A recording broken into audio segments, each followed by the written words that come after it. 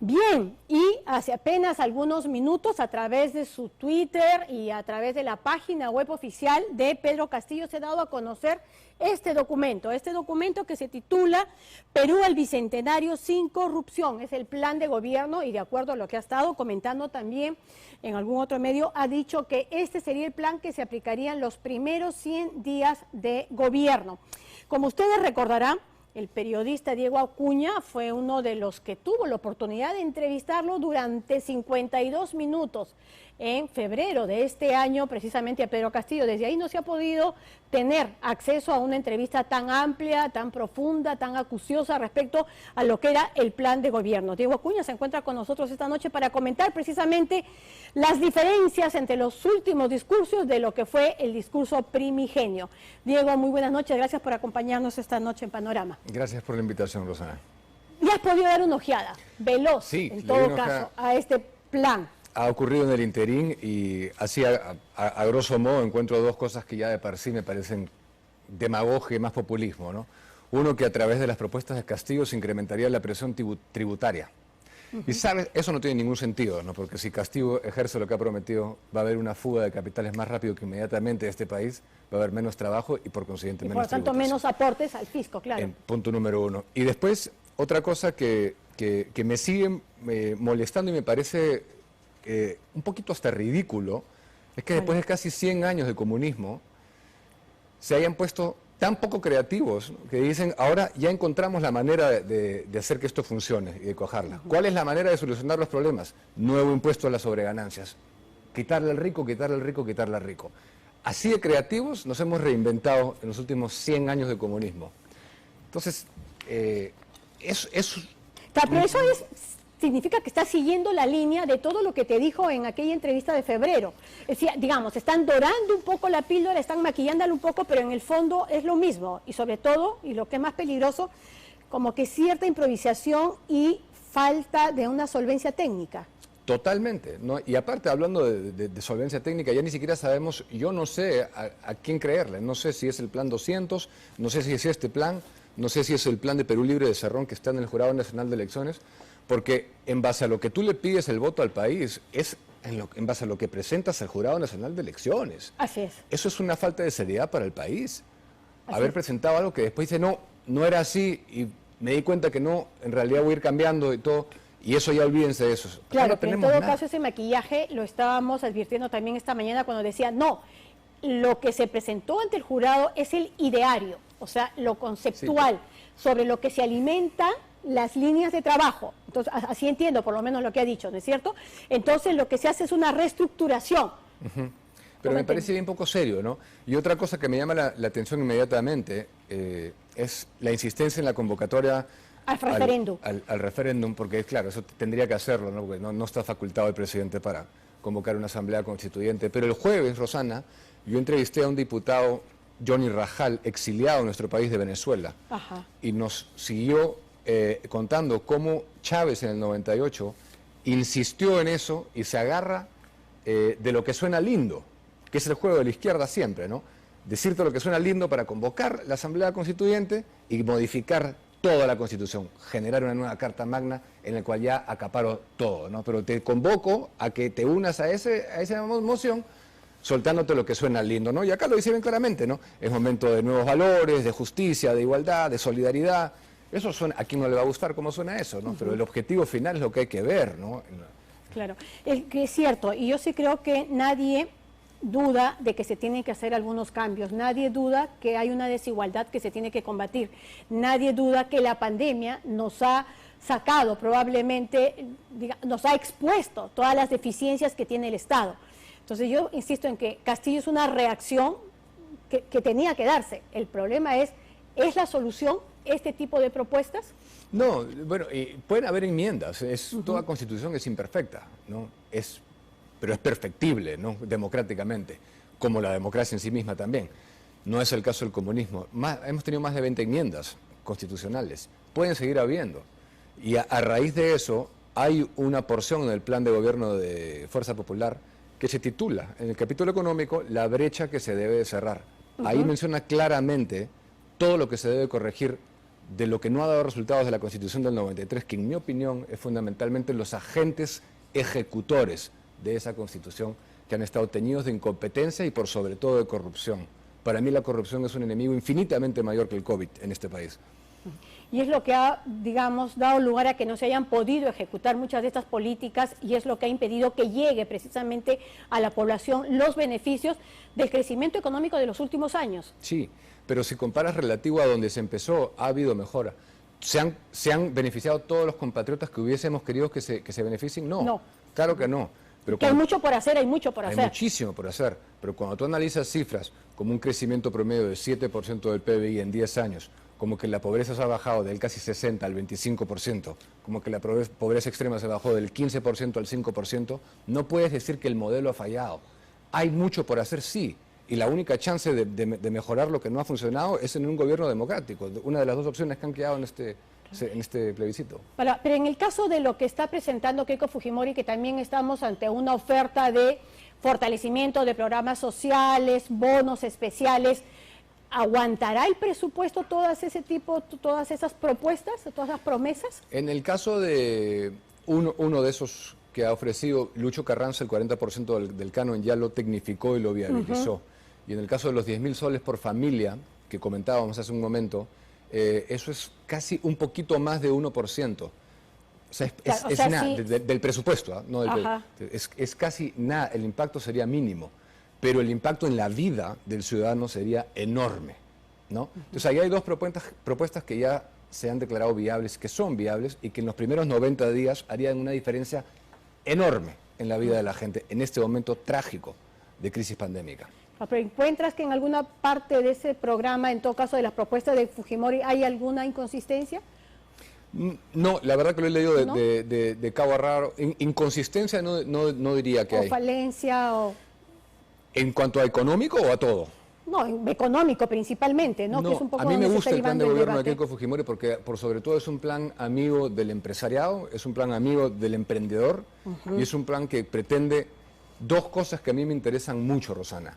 Uno es destrabar el proceso mediante el cual uno se formaliza, que es un gravísimo problema en este país, gravísimo, porque ¿por qué quisiera un micro y pequeño empresario formalizarse? Si, número uno, es costoso, número uno, es tedioso hacerlo, y los beneficios finales que nos han vendido no son tales, sí, el viejo discurso, ¿no? Formalízate porque vas a acceder a créditos. Bueno, ahí no muere el tema, ¿no? Y dos, es la creación del CONAFOR, eso me gusta mucho, la Comisión Nacional de Formalización. Esa propuesta me parece que es absolutamente necesario para este país. ¿Sientes que está deslindando con Cerrón? Bueno, me decías que no sentías tanto en estas propuestas, pero ¿sientes que hay algo? ¿Algún alejamiento? De repente, ¿Ir por un camino distinto? De repente puede haber algún discurso que yo no sé cómo tomarlo, la verdad, porque ha sido tan inconsistente todo y tan gaseosa la propuesta, que a raíz justamente de la entrevista que yo le hice, comenzó a moderarse y comenzó a cambiar un poco su rumbo electoral, ¿no? Su rumbo digamos, de campaña, ¿no? Porque esa entrevista ya marcó un momento, yo creo, memorable, y no en el buen sentido en su campaña para él, ¿no? Así es.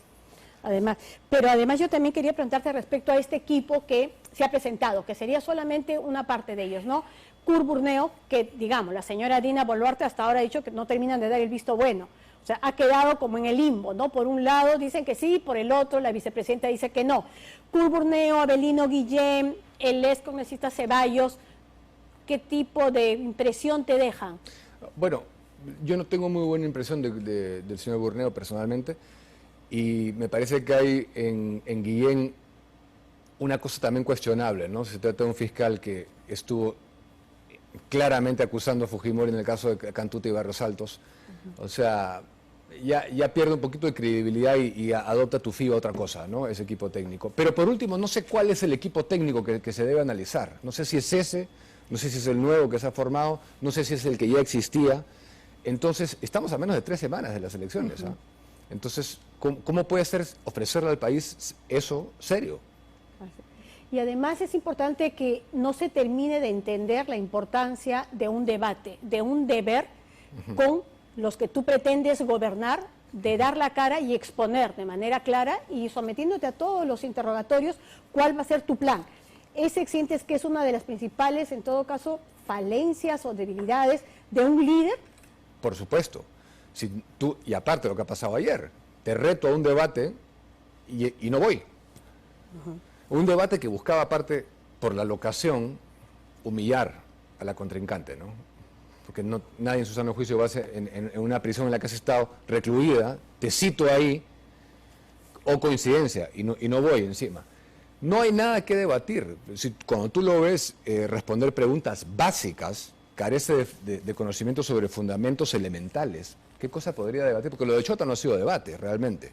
Ha sido otra cosa, ¿no? Pero debate político propio no ha sido lo de Chota. Claro, fue más un meeting, ¿no?, de dos candidatos. Sí, así es, con agresiones y otros pormenores que ocurrieron que dejan en evidencia pues que no hay carne, ¿no? Es gaseoso lo que hay en la oferta. El Jurado Nacional de Elecciones, el papel que está jugando. A mí como ciudadano del Perú me deja altamente intranquilo lo que se ha dado a conocer esta semana por Claudia Toro, y creo que Jorge Luis Salas debería pronunciarse, ¿no? Porque una persona que ha sido contratada para defender a terroristas y que ha militado en Patria Roja no puede presidir un órgano que debería velar por la imparcialidad del proceso. ¿Por qué ha sido tan contemplatorio durante el proceso que ha durado convocar al debate del 30 con Perú Libre? ¿Por qué no puso de arranque las reglas claras y la fecha? Ahora, igual por otro lado, en el tema del conteo de los votos, esto está en manos de la OMPE, ¿no?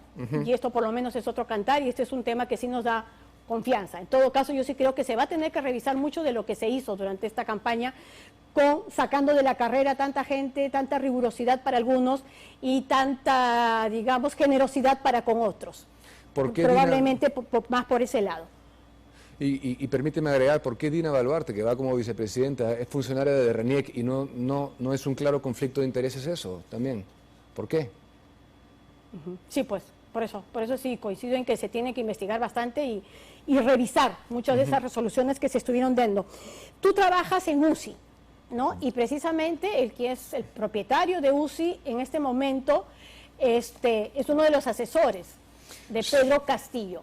Tú has delindado, vi tu Twitter, pero en todo caso, ayúdame a entenderlo mejor. ¿Cómo te has sentido? Sí, yo, bueno, esta semana ha sido una semana bien difícil, obviamente. Yo ante todo formé un proyecto, tengo una amistad con Miguel, y formamos un proyecto de cero, con una línea en la que creíamos, y una vez que se ha confirmado lo que se confirmó esta semana, y yo primero deslindé, y aprovecho para comunicar en tu programa que el día de ayer hablé con él y le entregué mi carta de renuncia. O sea que ya no trabajo en UCI. Voy a honrar mi compromiso, que era hasta el jueves 3. El jueves 3 era mi última aparición en edición especial en UCI, pero lamentablemente Miguel ya había optado por defender una postura que es contraria a todo lo que yo soy como persona y a todo lo que defiendo también en edición especial, como empresario, como gerente, como persona, y todo lo que yo aspiro a defender en mi espacio, que es edición especial. Y ya para mí era imposible permanecer en el canal. ¿Fue una sorpresa para ti? Porque entiendo que se conocieron además a partir de tu entrevista, probablemente. Porque dice, lo conocí cuando fue a los estudios de UCI y ahí se entabló esta relación. ¿Que yo me conocí con quién? No, que Miguel del Castillo se conoció con Pedro Castillo. Ah, no, yo no sé cuándo se habrán conocido. O no. Yo sí sé que esa nota... yo no tuve nada que ver, me la agendaron y yo hice la nota. No sé cuándo es que se conocieron ellos, si se conocieron de antes, si se conocieron ese día. Eso sí no te lo puedo decir. Y ya como voy cerrando, hay un tema que es muy recurrente en el lenguaje de Pedro Castillo y que también es muy recurrente en la palabra más usada en sus discursos y también bastante usada acá, lo que decida el pueblo.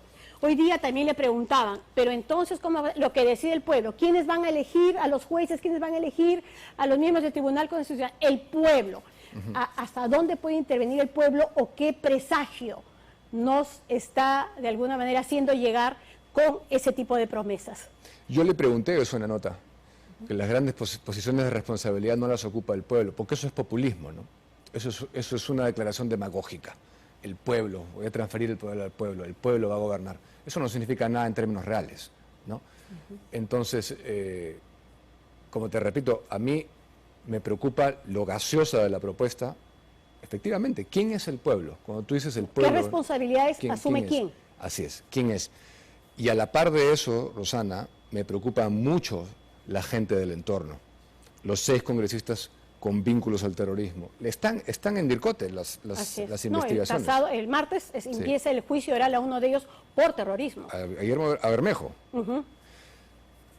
Tienes a Alfredo Pariona, tienes una serie de gente que es... O sea, tú no te puedes reunir con alguien sistemáticamente y no tener cosas en común con esa persona, pues. O sea, nadie te puede creer eso. Y estando los vínculos demostrados a los más grandes enemigos de este país históricamente, a mí me aterra la posibilidad de que alguien así acceda al poder. Y en todo caso, ¿cómo hacer, en todo caso, explicar mejor a todo este sector de la población que sí está dolido y que tiene probablemente todas las razones del mundo para estarlo? Y como te decía, por medio de la pandemia, por un abandono que no es necesariamente de la pandemia, sino más adelante, frente a una propuesta como esta. Bueno, partiendo por demostrarles que lo que ha fracasado realmente no es lo que se les está diciendo que ha fracasado. Lo que ha fracasado es el modelo, la ejecución y los agentes. Claro. Acá tengo, por ejemplo, si me permites rapidito, las cifras de transferencia de canon en 8 regiones estratégicas donde Castillo superó con creces a Keiko. El avance porcentual de la ejecución de estos presupuestos, te los leo rapidito: Huánuco 28%, Huancavelica 36%, Ancash 43%, nada. O sea, ninguna llega al 50%. Nada, pero los montos están transferidos, la generación de riqueza ha estado ahí. Que hayan sido incompetentes y por sobre todo corruptos, eso hay que explicárselo a la gente, hay que corregirlo. Estamos en deuda con el país todos, efectivamente, pero hay que saber la realidad y no comerse un discurso facilista y no votar hepáticamente el 6. Así es. Bueno, y el 6, aprovecho para invitarte a ver si el 6 nos acompañas aquí en la cobertura que tenemos que hacer ese día de las elecciones. ¿Ok? Está invitación hecha ya directamente. Muchísimas gracias por habernos acompañado esta noche, Diego, y nosotros continuamos todavía.